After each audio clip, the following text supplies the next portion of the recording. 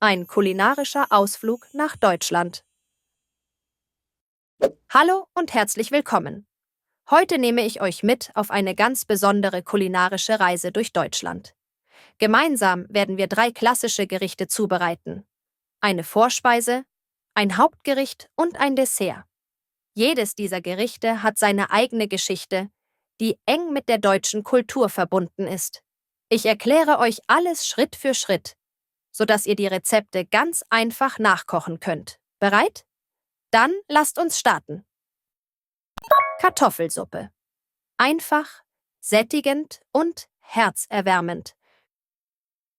Stellt euch vor, ein kalter Wintertag, der Wind pfeift durch die Straßen und ihr kommt nach einem langen Spaziergang nach Hause. Was könnte es Besseres geben als eine warme Schüssel Kartoffelsuppe? Diese Suppe ist ein Klassiker der deutschen Küche und war schon immer beliebt, weil sie mit wenigen Zutaten auskommt und trotzdem unglaublich lecker ist. Die Hauptzutaten sind Kartoffeln, Karotten, Zwiebeln und Lauch. Ich beginne damit, die Kartoffeln zu schälen und in kleine Stücke zu schneiden. Danach hacke ich die Karotten und Zwiebeln, während ich den Lauch in feine Ringe schneide. Wusstet ihr, dass Kartoffeln erst im 16. Jahrhundert aus Südamerika nach Deutschland kamen?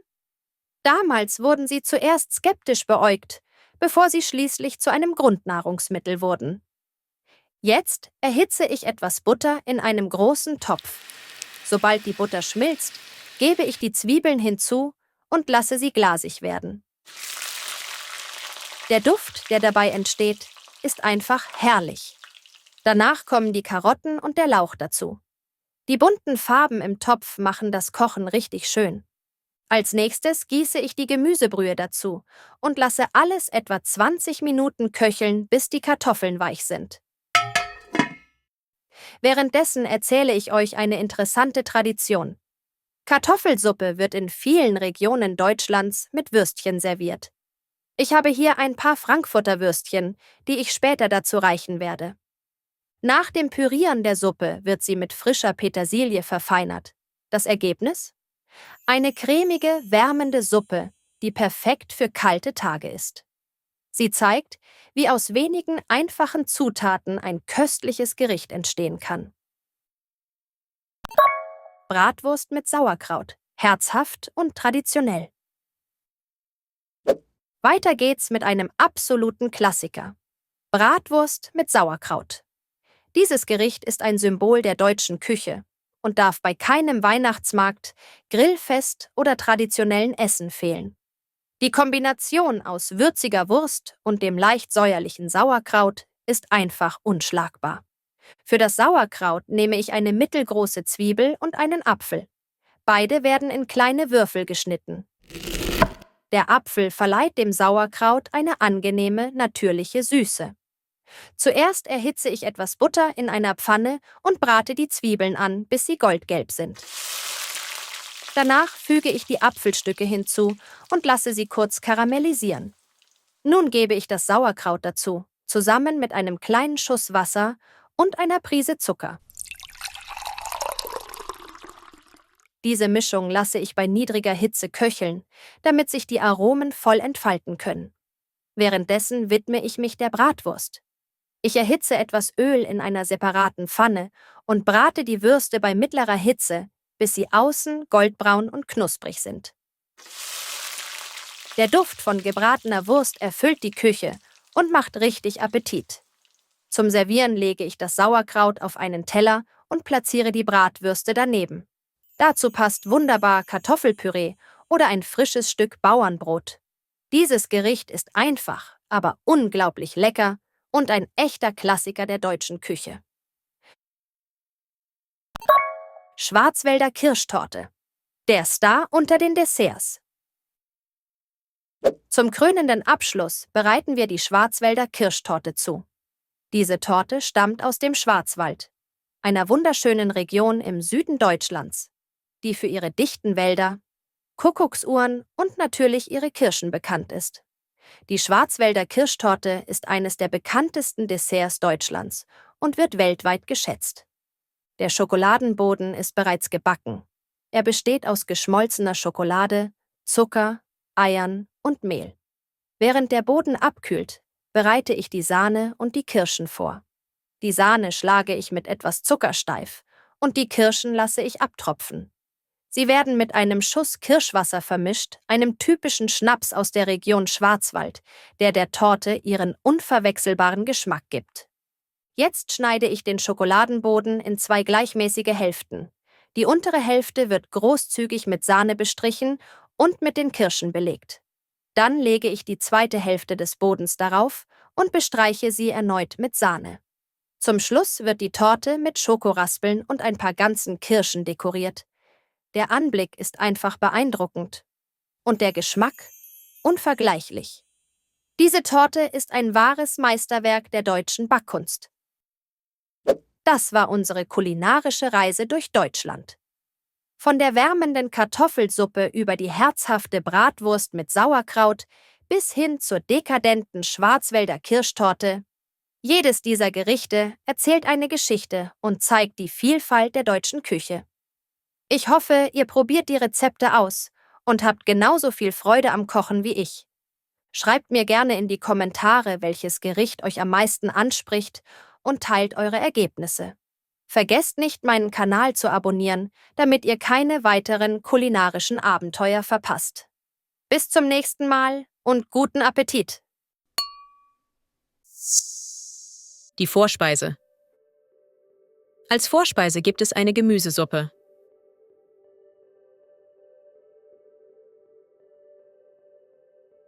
Das Hauptgericht. Das Hauptgericht besteht aus Bratwurst und Sauerkraut. Das Dessert. Zum Dessert gibt es Schokoladenkuchen.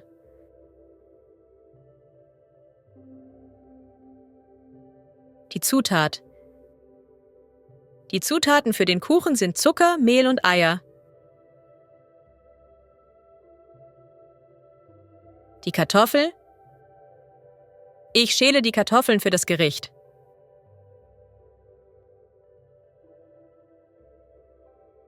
Die Karotte. Die Karotten werden in feine Ringe geschnitten.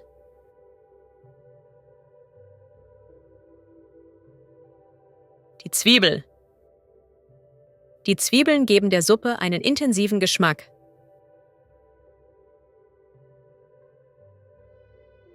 Der Lauch.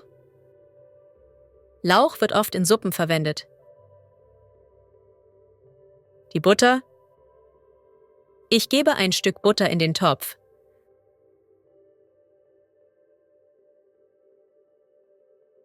Der Topf.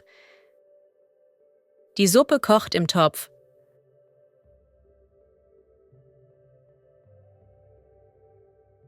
Die Petersilie.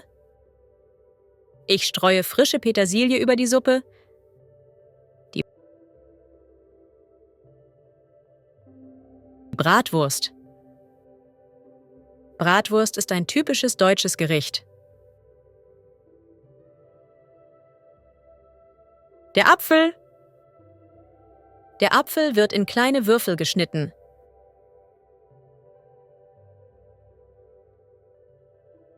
Die Pfanne. Ich brate das Fleisch in der Pfanne an.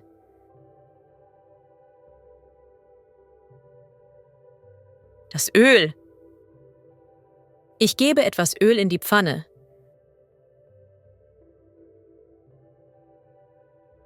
Der Teller. Ich serviere das Essen auf einem weißen Teller.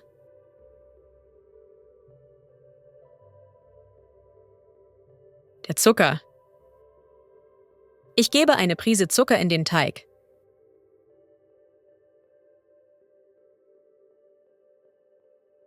Das Ei. Die Eier werden mit Mehl vermischt.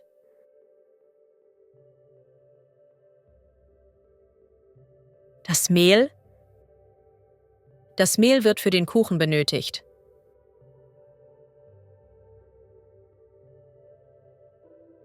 Die Sahne. Ich schlage die Sahne für den Kuchen.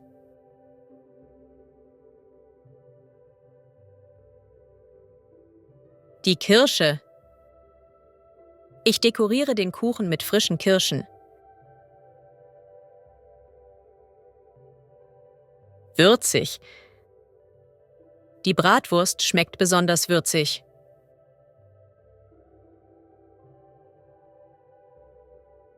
Schälen. Ich schäle die Kartoffeln für das Abendessen.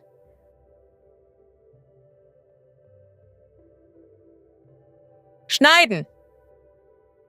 Ich schneide das Gemüse in kleine Stücke. Schmelzen. Die Butter schmilzt langsam im Topf.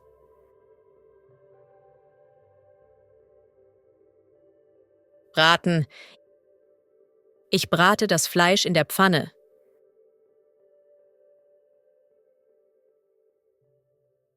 Ein kulinarischer Ausflug nach Deutschland. Hallo und herzlich willkommen. Heute nehme ich euch mit auf eine ganz besondere kulinarische Reise durch Deutschland. Gemeinsam werden wir 3 klassische Gerichte zubereiten. Eine Vorspeise, ein Hauptgericht und ein Dessert. Jedes dieser Gerichte hat seine eigene Geschichte, die eng mit der deutschen Kultur verbunden ist. Ich erkläre euch alles Schritt für Schritt, sodass ihr die Rezepte ganz einfach nachkochen könnt. Bereit? Dann lasst uns starten. Kartoffelsuppe. Einfach, sättigend und herzerwärmend. Stellt euch vor, ein kalter Wintertag, der Wind pfeift durch die Straßen und ihr kommt nach einem langen Spaziergang nach Hause. Was könnte es Besseres geben als eine warme Schüssel Kartoffelsuppe? Diese Suppe ist ein Klassiker der deutschen Küche und war schon immer beliebt, weil sie mit wenigen Zutaten auskommt und trotzdem unglaublich lecker ist. Die Hauptzutaten sind Kartoffeln, Karotten, Zwiebeln und Lauch. Ich beginne damit, die Kartoffeln zu schälen und in kleine Stücke zu schneiden. Danach hacke ich die Karotten und Zwiebeln, während ich den Lauch in feine Ringe schneide. Wusstet ihr, dass Kartoffeln erst im 16. Jahrhundert aus Südamerika nach Deutschland kamen? Damals wurden sie zuerst skeptisch beäugt, bevor sie schließlich zu einem Grundnahrungsmittel wurden. Jetzt erhitze ich etwas Butter in einem großen Topf. Sobald die Butter schmilzt, gebe ich die Zwiebeln hinzu und lasse sie glasig werden. Der Duft, der dabei entsteht, ist einfach herrlich. Danach kommen die Karotten und der Lauch dazu. Die bunten Farben im Topf machen das Kochen richtig schön. Als nächstes gieße ich die Gemüsebrühe dazu und lasse alles etwa 20 Minuten köcheln, bis die Kartoffeln weich sind. Währenddessen erzähle ich euch eine interessante Tradition. Kartoffelsuppe wird in vielen Regionen Deutschlands mit Würstchen serviert. Ich habe hier ein paar Frankfurter Würstchen, die ich später dazu reichen werde. Nach dem Pürieren der Suppe wird sie mit frischer Petersilie verfeinert. Das Ergebnis? Eine cremige, wärmende Suppe, die perfekt für kalte Tage ist.